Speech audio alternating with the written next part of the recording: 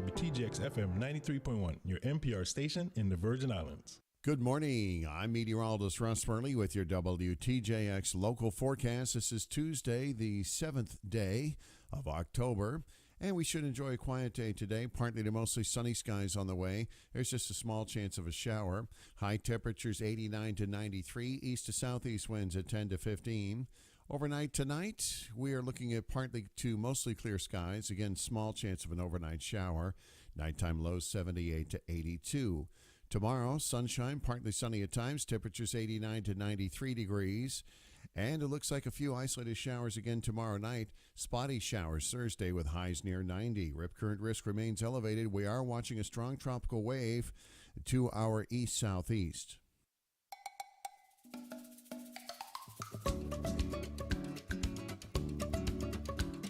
WTJX 93.1, Charlotte, Amalia, your NPR station in the Virgin Islands.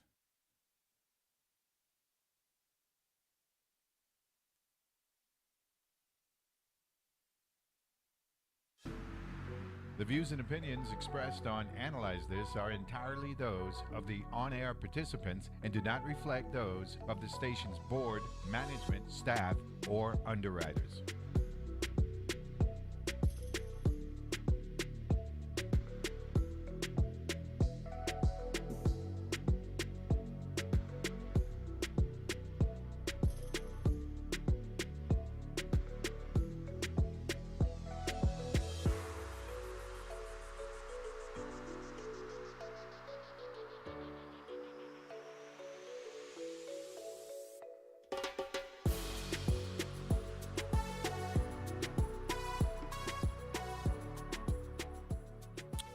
And we're back here on Analyze This, and I want to thank Will Tutain for joining me.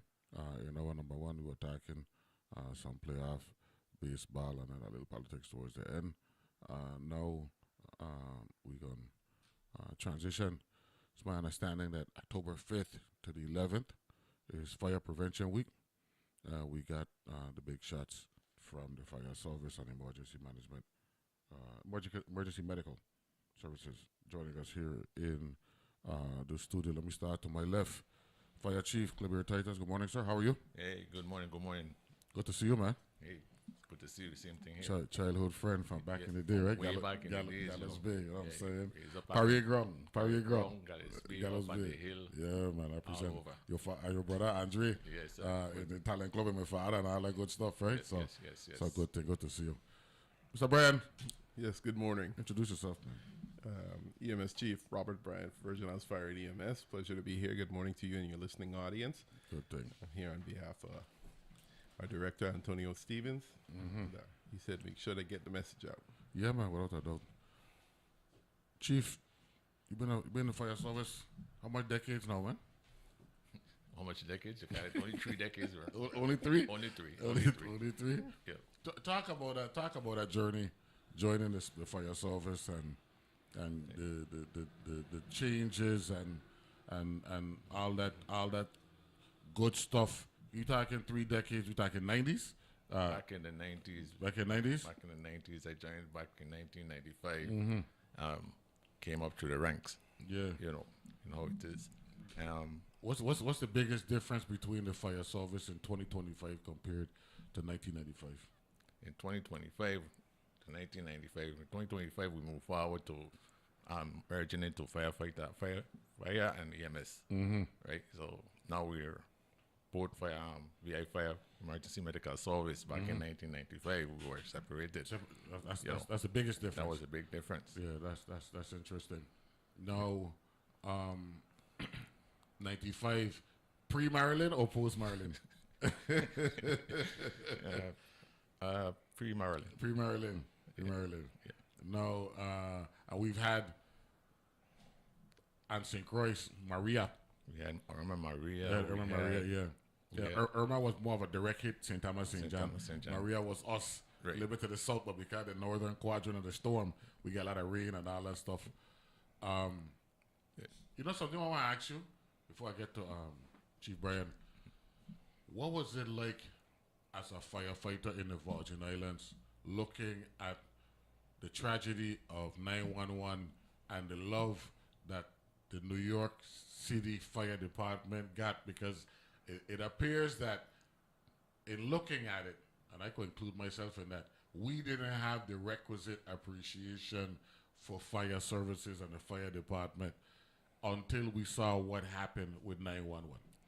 I would say that you're right. You're right with that, because back then we looked at it. We were always family orientated. No matter what we did, we just came out. We did it all together as a family. Pull the microphone a little closer so you can speak. Yeah, There you go. so we could.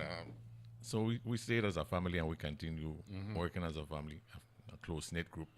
Shift by shift and day by day, you did what you had to do.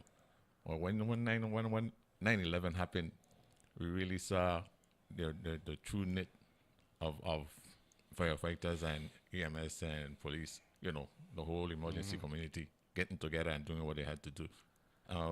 Back then, it opened up your eyes, right? And I think that now, moving forward, we see, as Virgin Islanders, we see that, hey, the firefighters, emergency medical service, all of us are one big family, and we are really appreciated. Now, where the FDVI hat there, because remember the FD New York hat was the most popular cap for a lot of years. Subsequent, you even rivaling the Yankee cap. The Yankee cap is the most popular baseball cap of all time. But that FDNY cap after 911, everybody was wearing it. When we gonna get FDVI cap, man? Or am I starting it now where we gonna get a legislature to appropriate that money to get an FDVI cap? That's a good thing, because we could start it now and work with it going up from now. We need it, man. We need the FDVI cap, man. Yeah. Because they could do an FDNY, it's the same 4 letters. You know what I'm saying? Same 4 letters. Governor Bryan, if you're listening or whatever, right? Your legacy, right? Guys, everything they like to talk. I ain't really big on that legacy thing, but since people like to talk about governor legacy, one legacy you could leave is that FDVI cap as we go forward. Mr. Bryan, what's going on, man? You're assistant director, right? I am the EMS chief. EMS chief. Yes. EMS chief. Tell me about your professional history to get you to this point. Well, unbeknownst to many, I started my career working for Virgin Islands Port Authority as an aircraft rescue firefighter. Okay. And transferred from aircraft rescue. Aircraft rescue. Okay. I transferred from being a dock master aircraft rescue. Did all the requisite training on the federal side, and then believe it or not, I was an EMT firefighter then as well. I went and took the EMT class on my own. They allowed me to have the time off to complete the class and make a difference over there at the Henry Wilson Airport. I had a 8-year stint with the Virgin Islands National Guard in communications, hazmat. And then I said, you know what? I want to be an EMT. I had a small stint in Hovensa, working as a firefighter there as well. And from 2003 up, I've just been out there on the ambulance, doing the best I can to take care of patients and their families. I made it up to paramedic. I never really had any aspirations to be chief. I just kept learning and learning and learning. And I share that with all the other firefighters and EMTs that are out there. Make sure that they understand. Just keep going at it. One day you might be chief and have the same kind of headaches I have. Well, you got administrative responsibilities now. Very much so. And they come with a gig. And the transition was that as a paramedic, you could save 1, maybe 2 lives at a time. But as a chief, you're responsible for the whole system. Yeah, man. So making sure they have the equipment, the training, and everything else there really has made a difference in my life, and I hope, and as our community as well. You are St. Dunstan though? I did 2 years in St. Dunstan, but I must say, as a Carib. You're Central? Yeah. No problem. You have Klebert? Yeah. Yeah, so I go ease off on this, man. Great. Excuse me, that Klebert Chief Titus. If you hear me calling Klebert, it's a personal thing. It's a family We go thing. way back. So don't hold it against me, audience. I'm going to call him Chief Titus because that is his title and he's deserving of that. What's the biggest needs for your agency right now, sir? The biggest needs for our agency is getting some more paramedics here. We don't really have a school for paramedics here. So it's fairly near to impossible for us to develop them here. We have some very talented individuals that are going out and trying to get this on their own. And we've made the Senate aware of this, that, having a little support for these young men and women to go out and get their paramedic would really boost our thing. Right now, I'm working basically 24/7. So I do a 8-hour day at work. And if a call comes in during the night and they need a paramedic and we don't have one available, That's you. that's me. Chief Titus, biggest needs for the fire department here on the St. Croix side. Just like Chief Brian said, you need the paramedics. We need more firefighters, more firefighters, EMTs. Since we merged and become firefighters, EMTs, that's what we're looking for. That's our biggest need. You know. And it's not our only need. It's just our biggest need. Because we went 8 years without hiring. Yes, about 8 years without hiring. Yes. And I was suffering attrition at the time where people retiring. Right. So they were, so that's like that's like the worst case scenario as it relates to personnel. Yes. Exactly. And right now we're basically around the same thing, because right now I did 3 decades. I have a whole crew of people behind of me that can leave tomorrow, you know, and we have nothing coming in. Wow. So then let's talk about marketing the fire department, because there was a time where being a firefighter was an attractive job. Yes, Something happened over the years. It is what it is. We blaming nobody, right? But how can we get the being a firefighter, an emergency medical service professional, how can we market those careers to where we can have an overflow and not the opposite scenario that we're dealing with now? Go ahead. Well, not to deny what you're saying, but the first thing is, of course, financing the budget. Yeah. So we did 12 last year, and we doing another 12 or 13 this year in St. Thomas. So having to have enough personnel in all the different areas so we can get to you within 10 minutes. That's the issue, because we might hire 12 and lose 8 in a year. And so making sure that we have the budget to keep doing classes and keep doing what we're doing. But more for the turnover, what we're looking at is there is a lot of interest. But we just have to change hearts and minds, because in VI, fire service and EMS has been separated from the beginning. And now that they're together, people haven't quite accepted the idea that if a fire truck show up, that's EMS. If an ambulance show up, that's fire. We're all one now. And so when people think, and I'm talking young people graduating from wherever, high school, college, when people think about being a firefighter, they also have to think about being an EMT. We've been working with the University of the Virgin Islands. They have a simulation center, and they are doing classes. I mean, the next class is in February, and they're doing classes in EMTs. You get that class, you probably go to the top of the hiring list if you already have your EMT. And so there's still a lot of people that want to do it, but we got to make sure that they understand. It's a twofold job right now. Upward mobility within the fire department. How can we make that? I don't want to say a mandate, because you really can't tell somebody, how their professional career is supposed to evolve. But if the cycle gonna walk, right, you would want, if somebody was a firefighter, by year 10, you would want them to be at a higher level, so that entry-level firemen, so the system could work, the cycle could work. Yes, so that's how the cycle works right now. You know, you come in after 3 years, you're eligible to take the corporal test. Corporal, Right? yeah. You become a corporal, fire corporal. You move up from there. Within the next 2 years, you're eligible to test for a fire sergeant. Okay. You can move again after 2 years. It just keep on going up. That's how the mobility moves. However, it takes you to have that ambition and the ability to test and move forward. And this is something that you want to do. You can't force people to No, do you things. can't. I can't force you up the ladder. You But have to want to move. Right? But they also need to get the experience. So we have those gaps in years.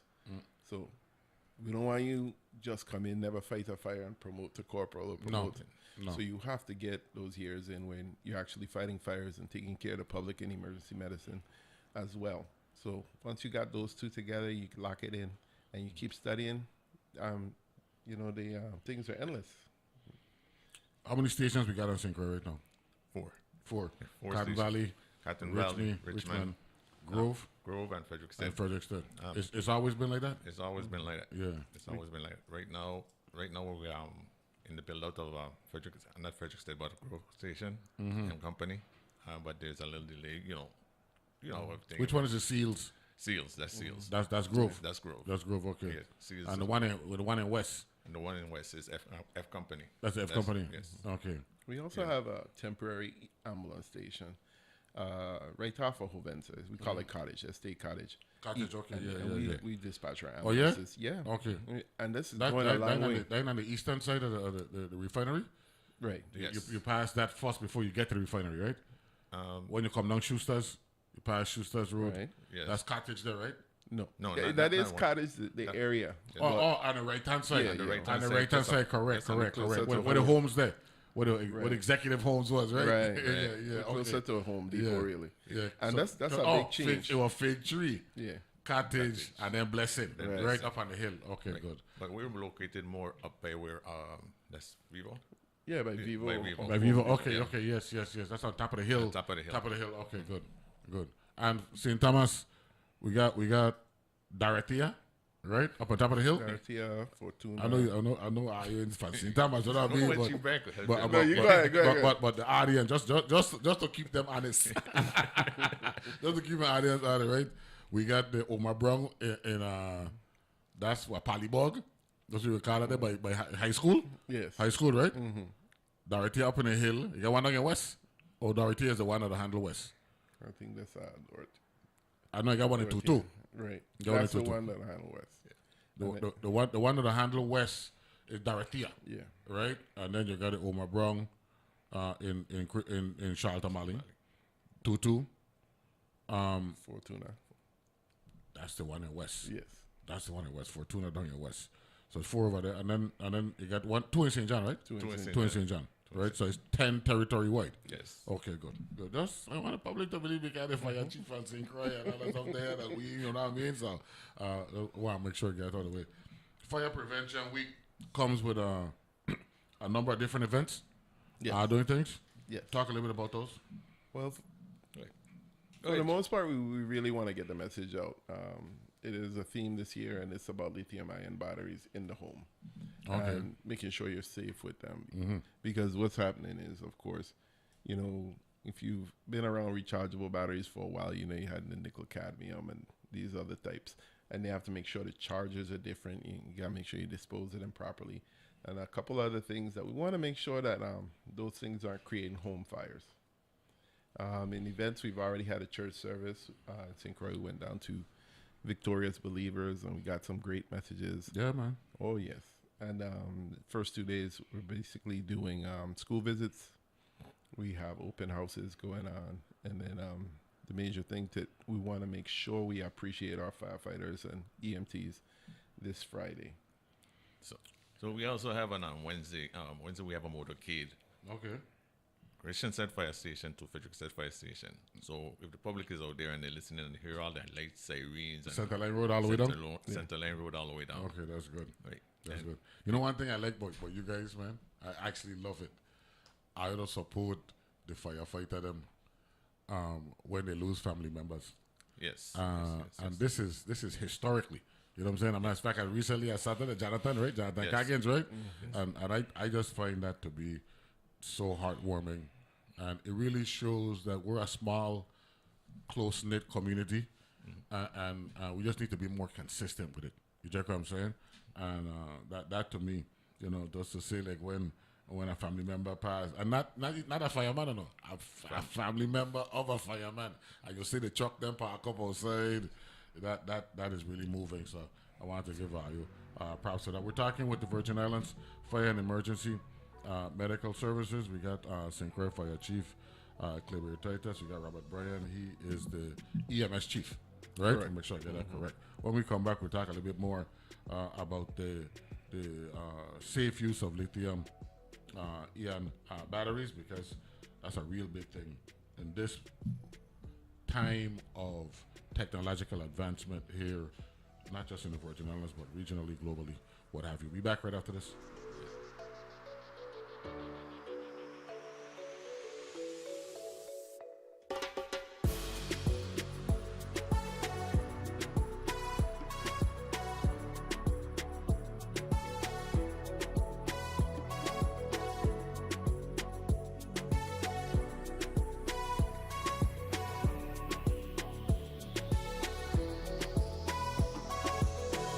Sunday mornings are a juggle, sometimes even a struggle.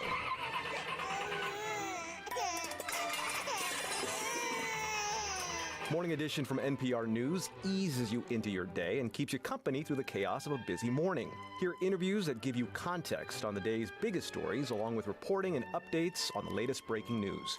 Stay on top of the world with Morning Edition every weekday. Morning Edition, weekdays at 5 a.m. to 8 a.m. on WTJX FM 93.1. Hi, I'm Al Roker, and I'm so proud of my new show coming to PBS Kids, Weather Hunters. Whatever the weather, we're in it together. Every episode of Weather Hunters focuses on a specific weather event, and the adventure goes on from there.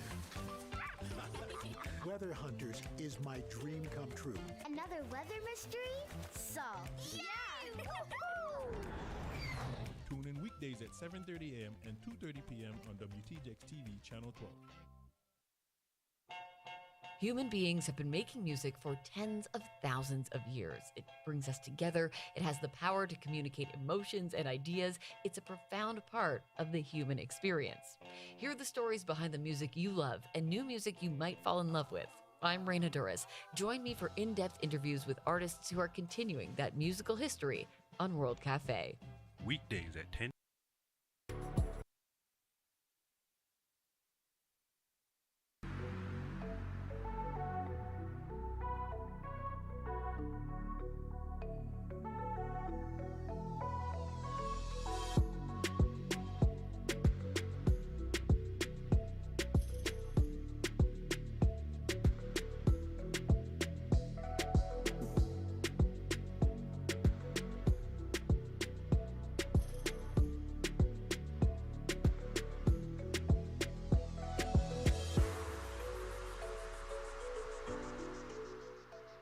We're back here on Analyze This.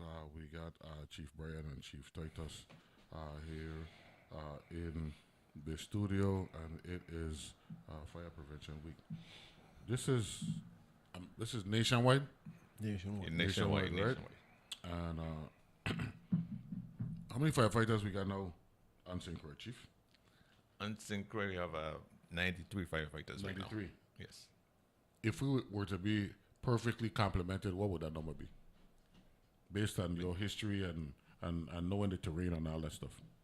It'd be 156. 156. Wow. So we're at 60%. 60%.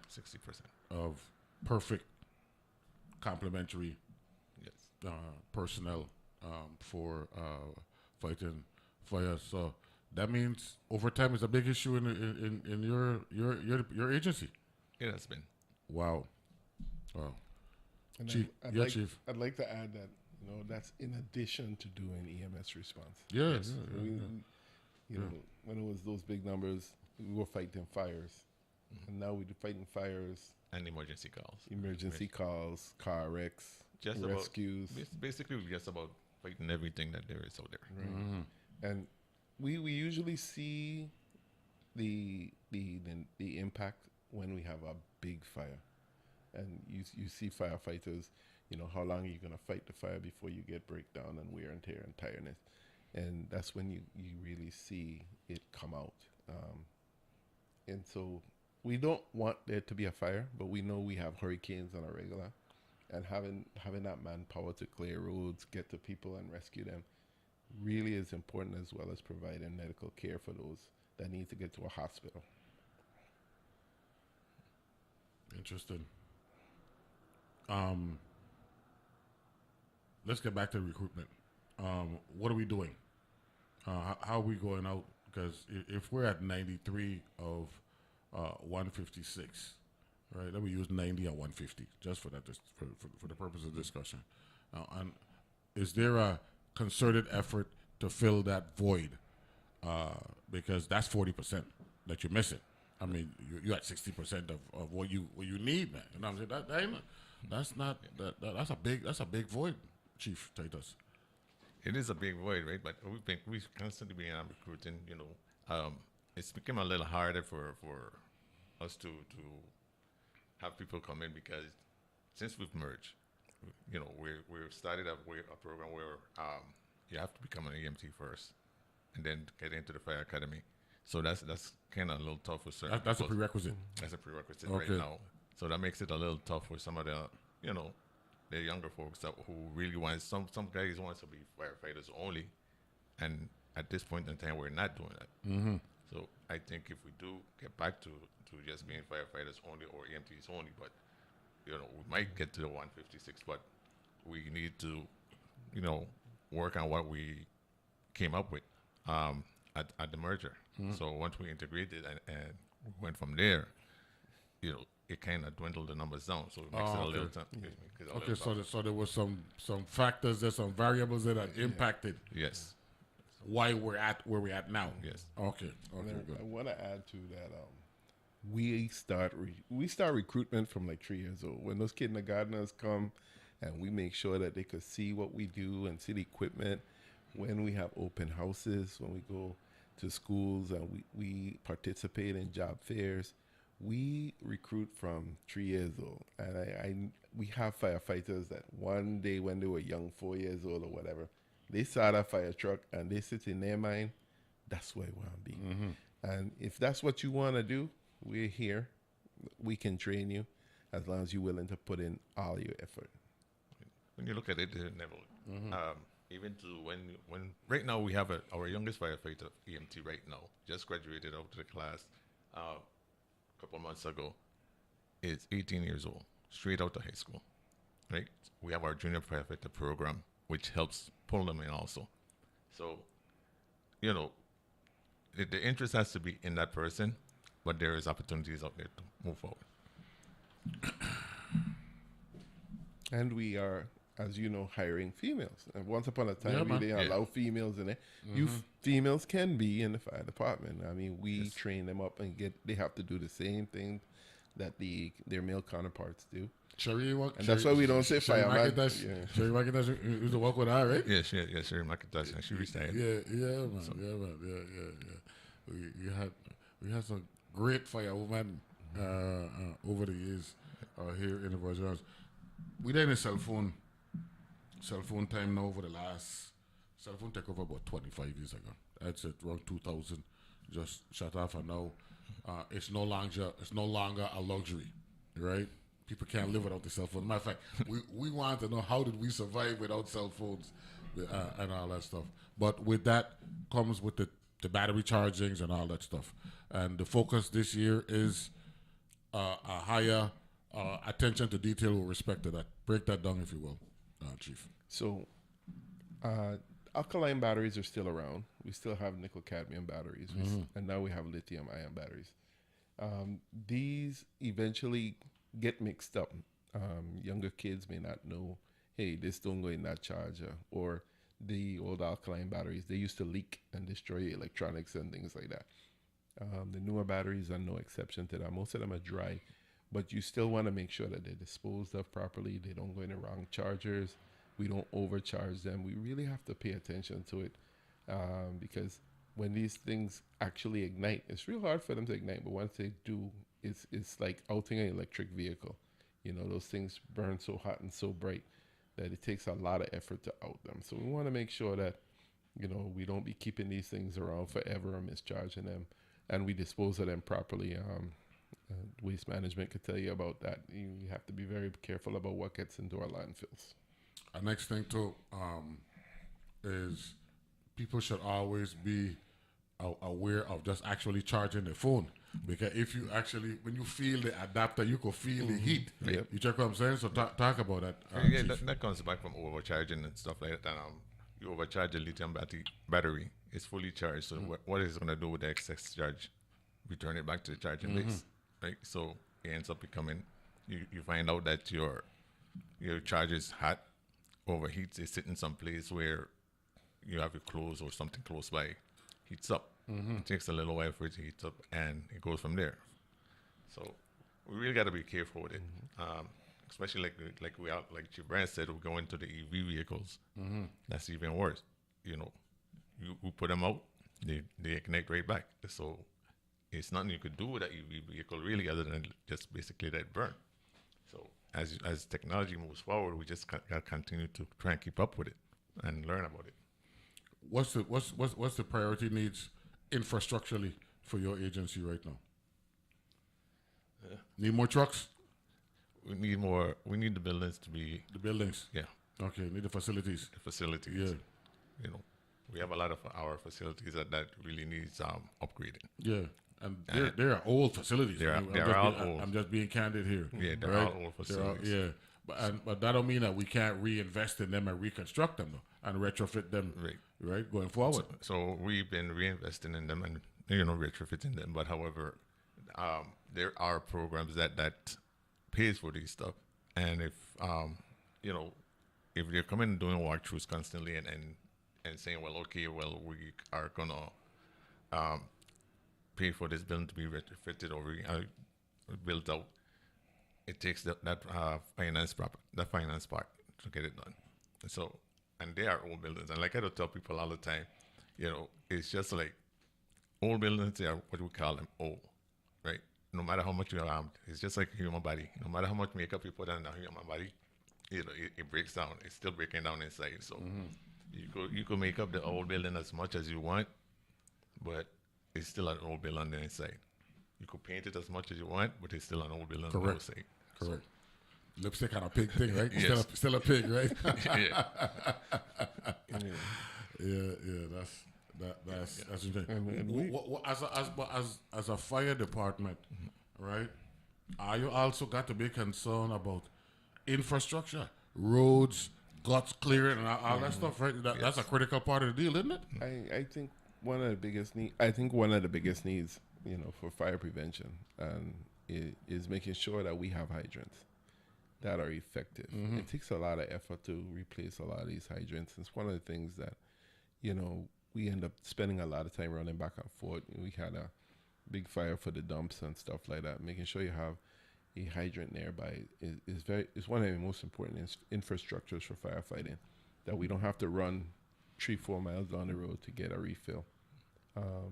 So anybody building, please take those things in mind, making sure you have, your proper fire protection in place.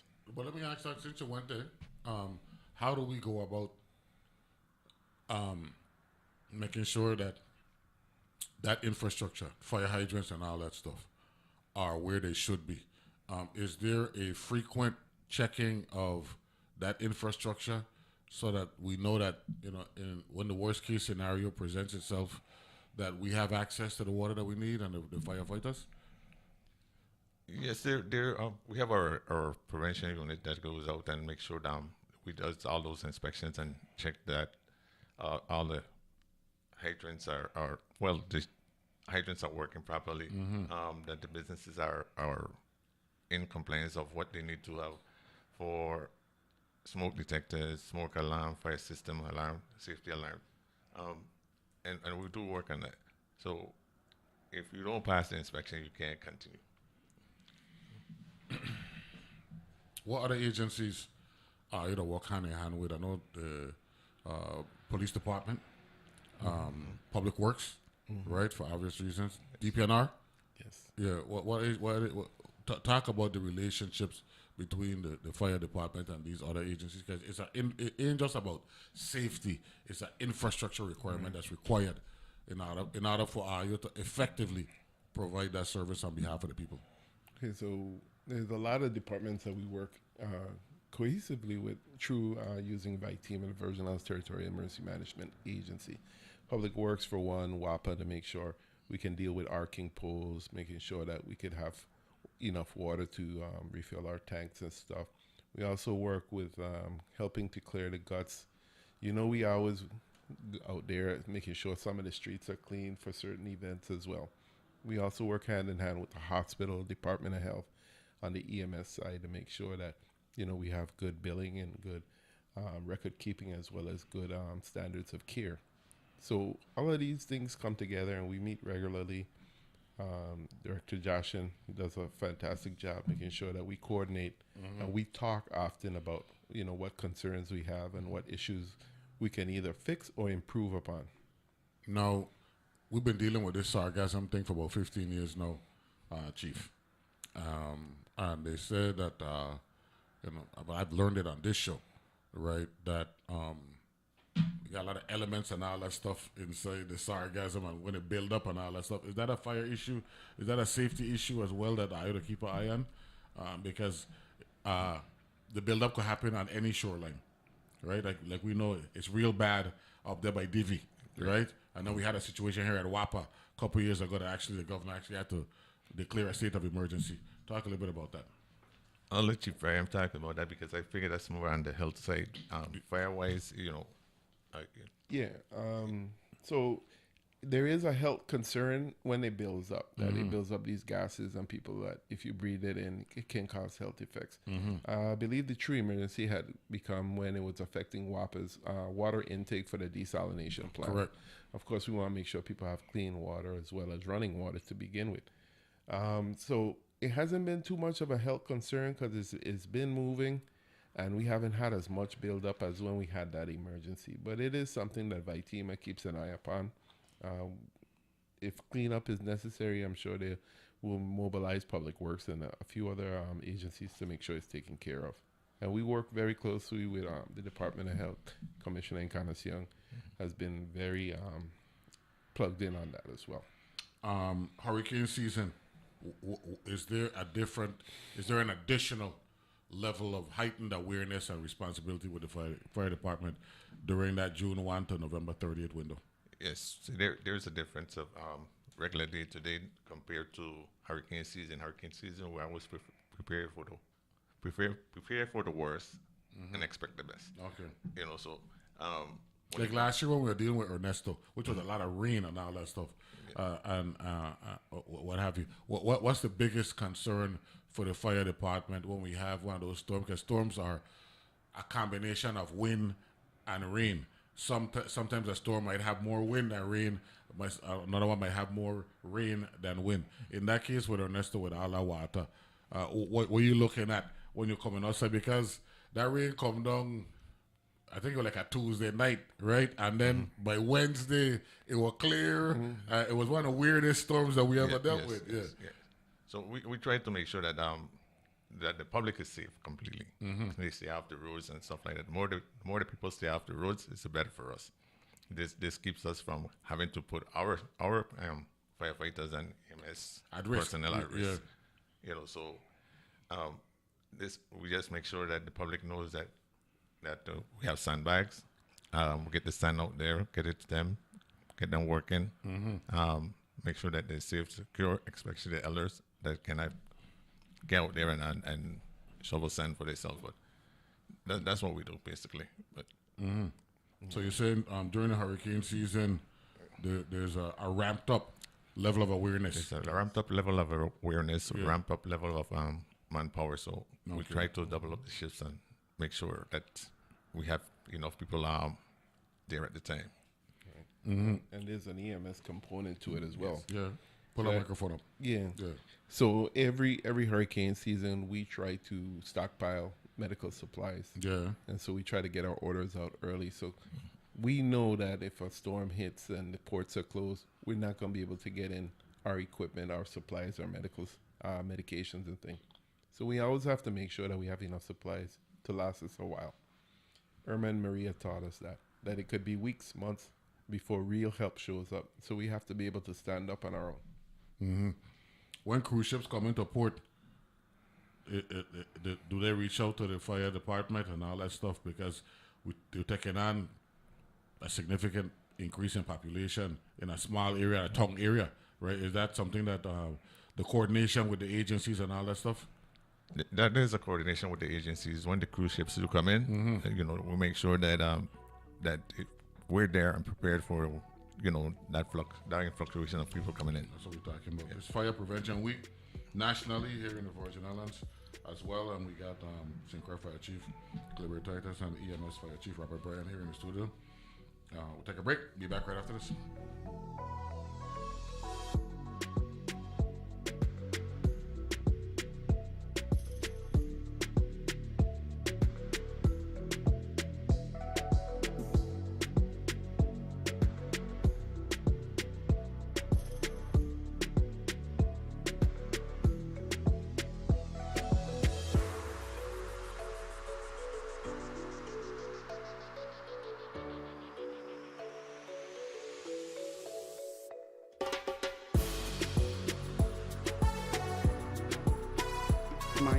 is Mike Morrisberger. I'm the Vice President of Institutional Advancement at the University of the Virgin Islands. Analyze This is how I start the morning. I love Neville. His knowledge of the territory is so extraordinary. I think it's very important to be a sustaining member. It demonstrates that I'm listening and enjoying your broadcasts every day. And so by giving every month, I think I keep the station alive and robust and healthy, and to bring on great guests and to inform the public what's going on. So it's a pleasure to give. Analyze This with Neville James is underwritten in part by Bank of St. Croix, providing in-person banking service, personal and business checking and savings accounts, an online banking cash management platform and mobile apps. Learn more at bankofstcroix.com. Bank of St. Croix is proud to support public media in the Virgin Islands.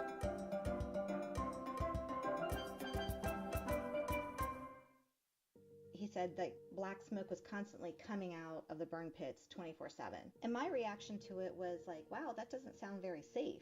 I wonder what that's about. And in my mind, I couldn't imagine at the time that type of system operating could potentially harm our service members. Journalism that seeks and reveals. That's On Point with me, Meghna Chakrabarty. Weekdays at 1 p.m. on WTJX FM 93.1, your NPR station in the Virgin Islands. I'm Scott Simon, host of Weekend Edition Saturday. In these divided times, what could be more important than a conversation? Conversation with someone we don't know, someone we think we know, someone with whom we disagree or think we do. Join us as we ask questions of politicians, ranchers, parents, athletes, activists, gardeners, writers, and lots more. Then listen along with you. Weekend Edition, Saturdays at 9 a.m. on WTJ.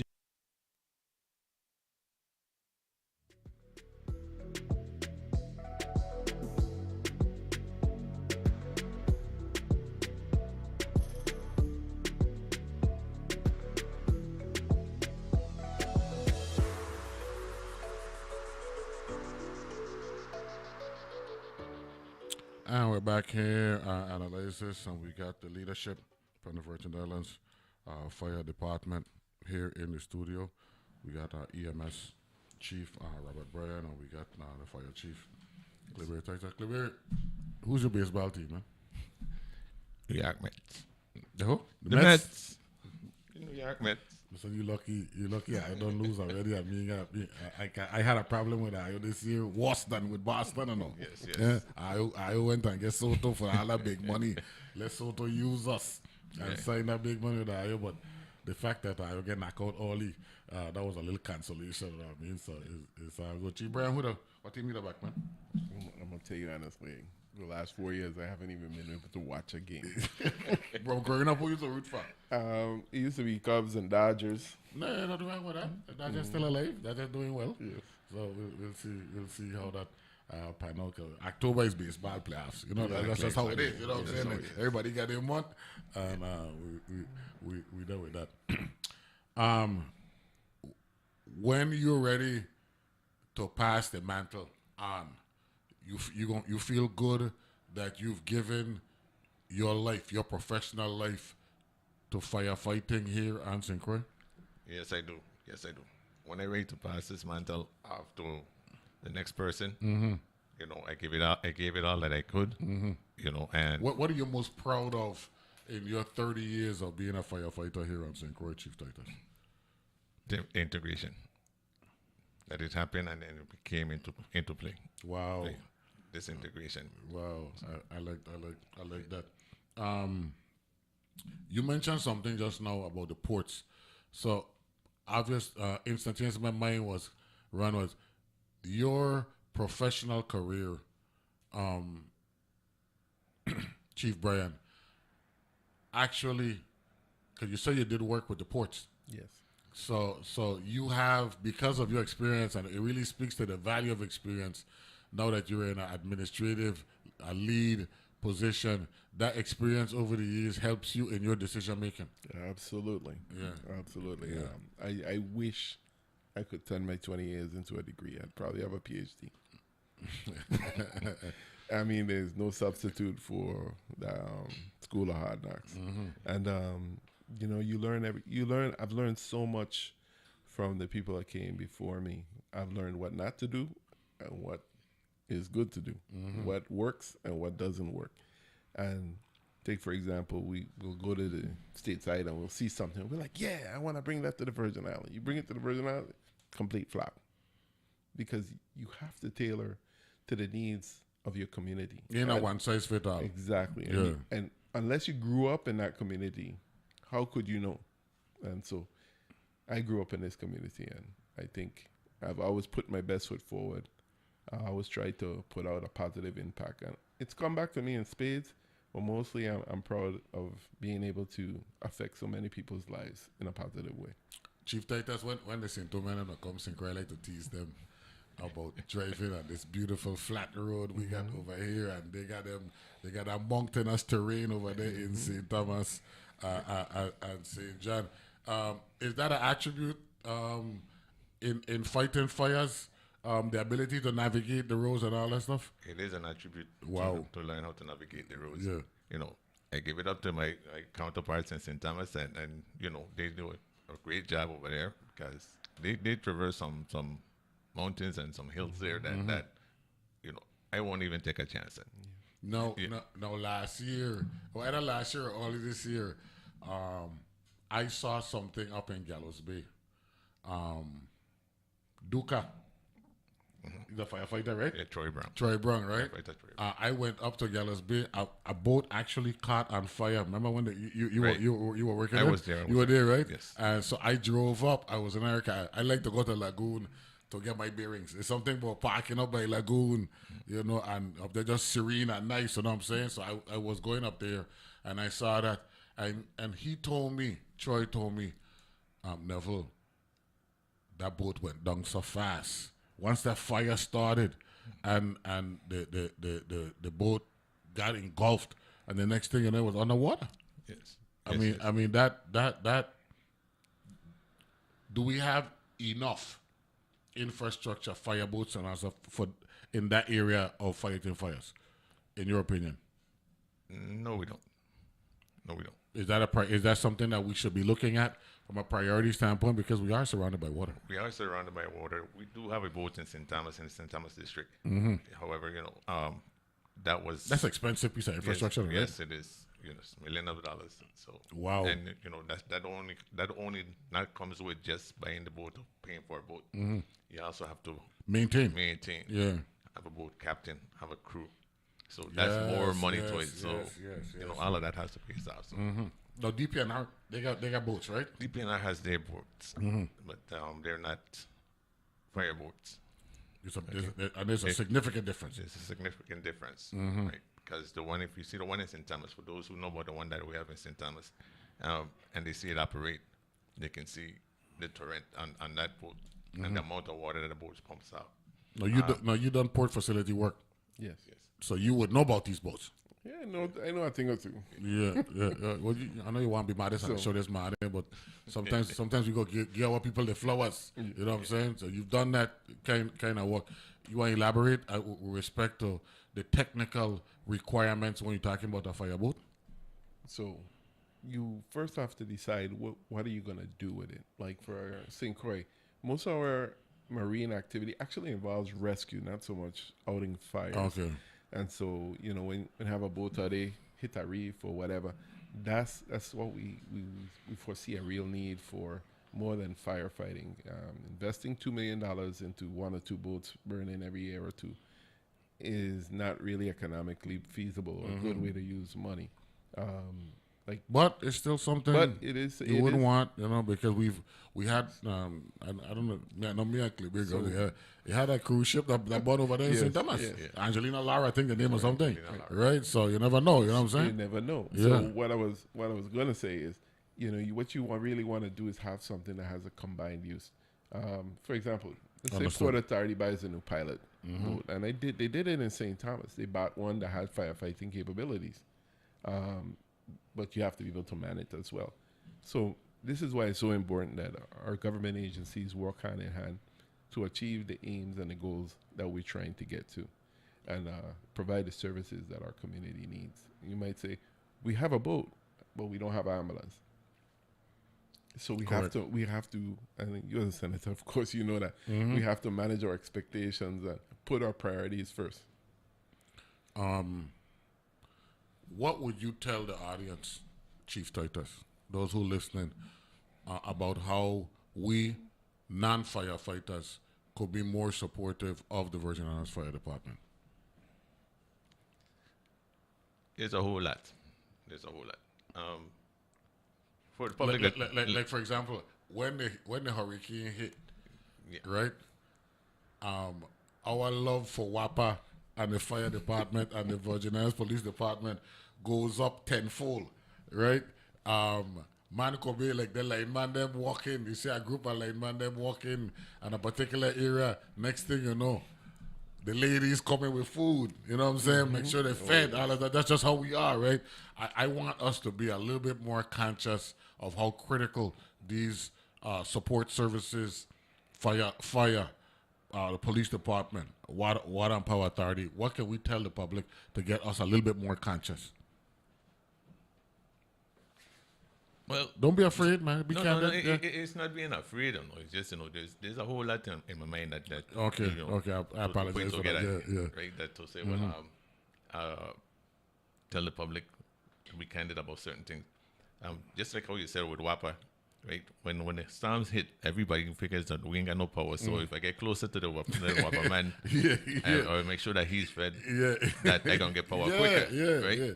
So it's on the fire side or fire EMS side, it's like this. They can clean up debris and all that stuff. Yeah. That's critical. You know what I'm saying? The last thing you would want is for something to happen. You got debris in the way and you can't get to where you need to go. Right. Yeah. So, so we try to ask them to make sure that they keep their yard space cleared of the debris.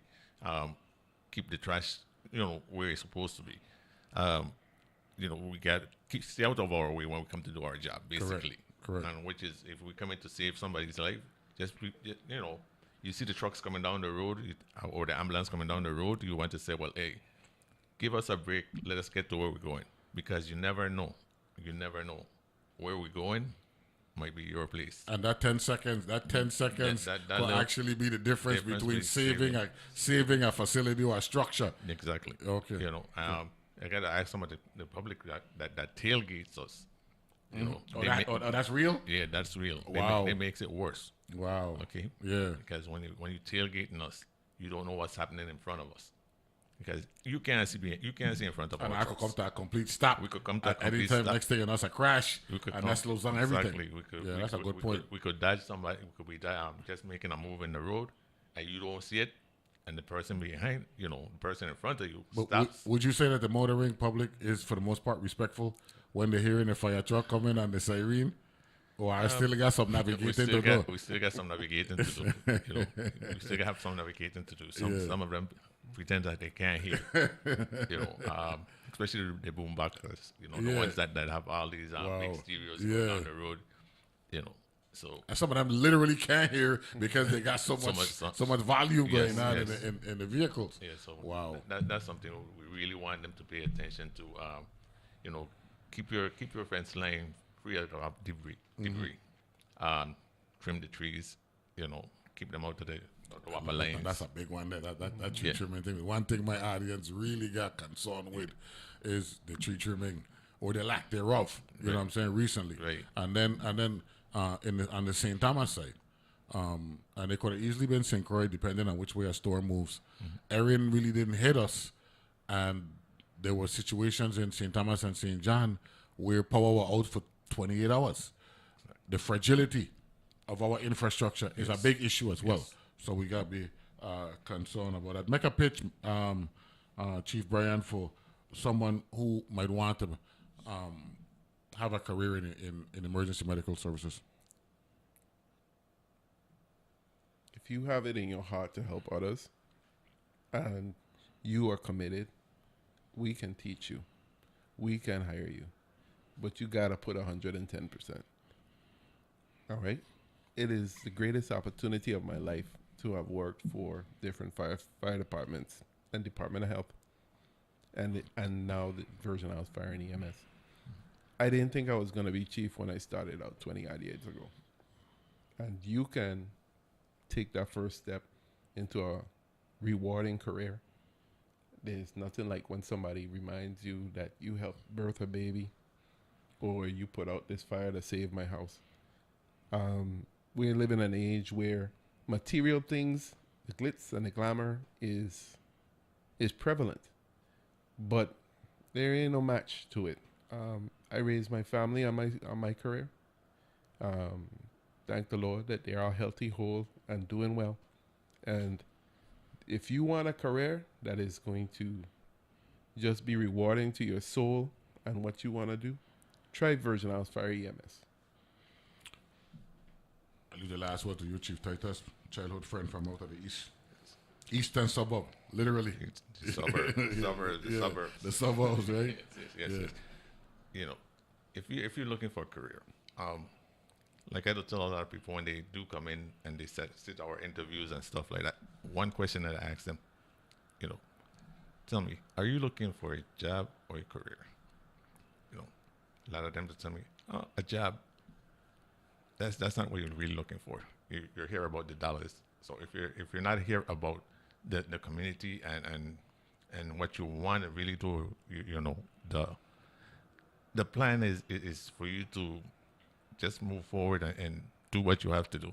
So if you're really looking for a career, you know, come and join us. You know, move up in that. You know, come in, start your career, and move forward. Set a goal and move towards that. You know.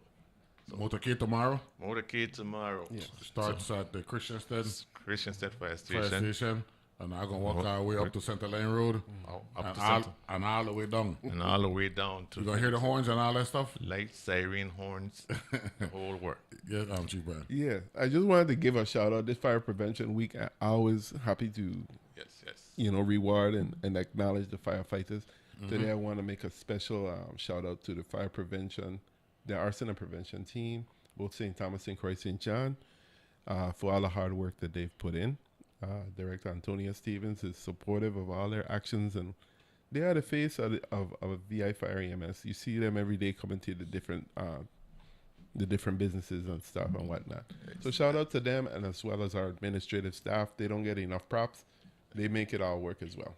Shout out to all the men and women of the VI Fire Emergency Medical Service, you know, for all they've done and all they've been doing. You know, a big shout out to them all the time, you know, and to the listening audience, when you hear us coming, you know, you might see a fire truck pull up in your yard. That don't mean that emergency personnel, that EMS is not there. You know, so we do have EMTs on all our ambulance and EMTs on all our fire trucks. Find out the cost for 1,000 VI Fire Department or FDVI, and let me know what it is, and then I will do what I got to do, reach out to the Senate and all what kind of do, because we need that thing.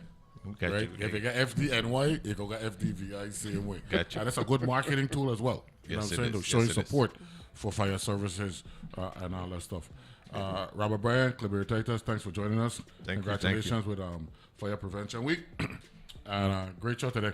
Be back tomorrow. Talk to you then. All right, thank you for having us. Thank you.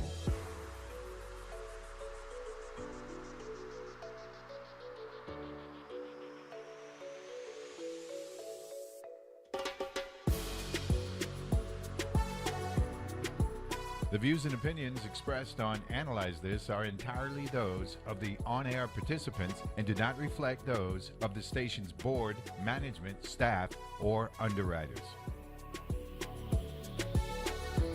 Finish your high school diploma for you and your family.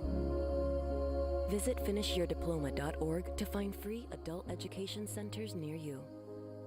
Brought to you by the Dollar General Literacy Foundation and the Ad Council. The Pentagon Papers made Floyd Abrams America's foremost free speech attorney. Floyd was like a legal rock star. It's fun to be in the battle on behalf of the First Amendment. But his controversial First Amendment arguments took the country to a place few saw coming.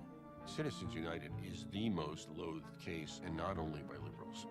My views of Floyd have become more complicated. It's not poetry, it's law. Tune in October 7 at 8:30 p.m. on WTJX TV, Channel 12.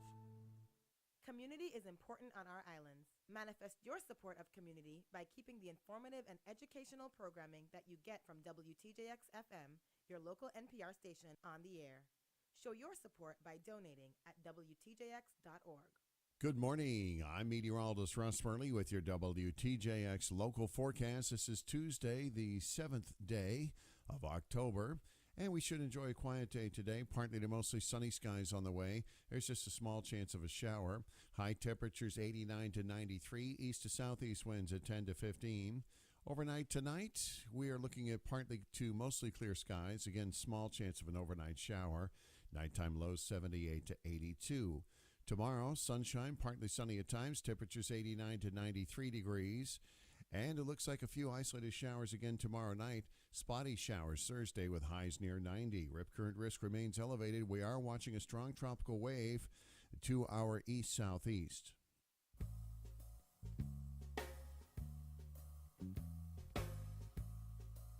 WTJX 93.1 Charlotte Amalia, your NPR station in the Virgin Islands. Israelis mark a somber October 7th anniversary as the war on Hamas continues in Gaza. But are there glimmers of hope that an end may be near? From WAMU and NPR in Washington, this is 1A.